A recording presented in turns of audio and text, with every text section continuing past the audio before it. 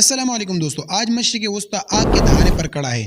ایک طرف اسرائیل اور دوسری طرف امریکہ کی کارروائیاں، دوسری طرف ایران کا بھرپور رد عمل، اور پوری دنیا سانس روکے دیکھ رہے ہیں کہ اگلا قدم کیا ہوگا۔ سوال یہ ہے کہ کیا یہ محدود جنگ ہے، کشیدگی ہے، یا کسی بڑی جنگ کا پیش خیمہ؟ اور سب سے اہم سوال، اس کا اثر پاکستان پر کیا پڑے گا؟ ناظرین، خطے کی صورتحال تیزی سے بدل رہی ہے۔ اطلاعات کے مطابق ایران اور اسرائیل کے درمیان براہ راست کشیدگی ایک نئے مرحلے میں داخل ہو چکی ہے۔ اس کے اثرات صرف انہی دو ممالک تک محدود نہیں رہیں گے، بلکہ پورا مشرق وسطی اس سے متاثر ہو سکتا ہے۔ اگر ہم پچھلے دہائیوں کا جائزہ لیں تو ہمیں ایک مستقل بیانیہ نظر آتا ہے۔ کبھی عراق کا خطرہ قرار دیا گیا، کبھی لیبیا کو، اور اب ایران پر عالمی دباؤ اپنی انتہا کو پہنچا دکھائی دے رہی ہے۔ یہ معاملہ صرف عسکری نہیں بلکہ جغرافیائی اور معاشی بھی ہے۔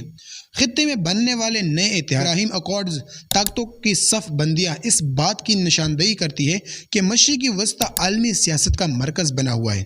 ڈونلڈ ٹرمپ سابق امریکی صدر کے دور میں خطے میں تعلقات کی نئی ترتیب سامنے آئی تھی، اور اس کے اثرات آج بھی نظر آ رہے ہیں۔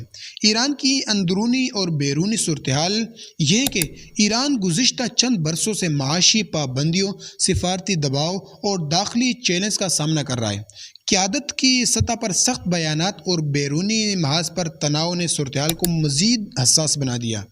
ہم نے ماضی میں دیکھا کہ جب عراق اور لیبیا میں سیاسی خلا پیدا ہوا تو اس کے نتائج طویل عدم استحکام کی صورت میں سامنے آئی۔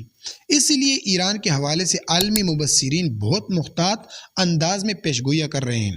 دوستو، پاکستان اور افغانستان کا تناظر اسی دوران افغانستان اور پاکستان کے تعلقات میں بھی کشیدگی دیکھنے میں آئی ہے۔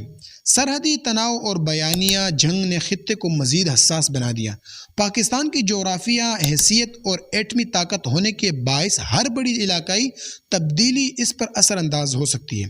اسی لیے ضروری ہے کہ خارجہ پالیسی میں توازن، دانشمندی اور قومی اتحاد کو ترجیح دی جائے۔ خلیجی ریاستوں کا کردار، سعودی عرب، متحدہ عرب امارات، قطر اور بحرین جیسے ممالک اپنے حکمت عملی کے تحت فیصلے کر رہے ہیں۔ حالیہ دنوں میں بعض پروازوں کی معطل اور سیکیورٹی اقدامات اس بات کی نشاندہی کرتے ہیں کہ صورتحال کو سنجیدگی سے لیا جا رہا ہے۔ دوستو، یاد رکھیے، عالمی ادارے جیسے اقوام متحدہ بیانات دے رہے ہیں، لیکن عملی طور پر طاقت کا توازن ریاستی فیصلوں سے ہی متعین ہوگا۔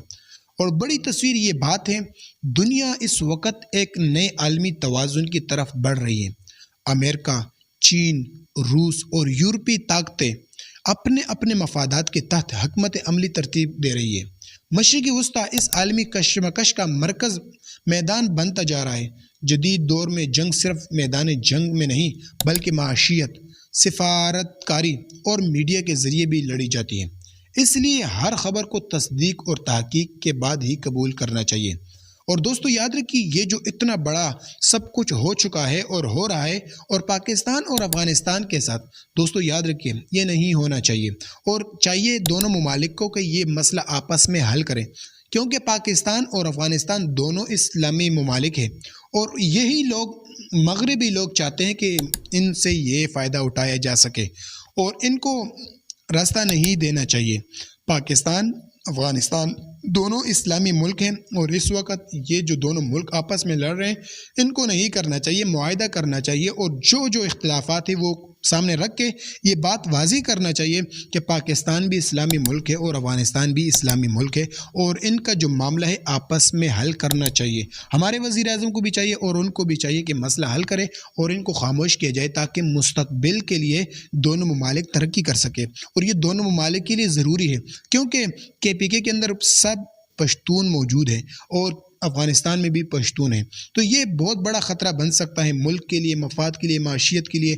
تو چاہیے کہ جس کے ساتھ جنگ کرنا چاہیے ان کے ساتھ جنگ کرے، نہ کہ آپس میں لڑے۔ مسلمان آپس میں نہیں لڑنا چاہیے ان کو، اور مسئلے کو حل کرے اور مسئلے کا کوئی حل نکالے۔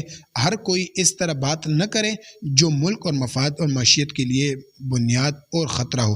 دوستو، ہمارا کام حق اور سچ بیان کرنا ہے، فیصلہ خود کرنا ہے۔ چینل کو سبسکرائب کرنا ہے، بیل آئیکن کو دبانا ہے۔ ملتے ہیں اگلی ویڈیو میں۔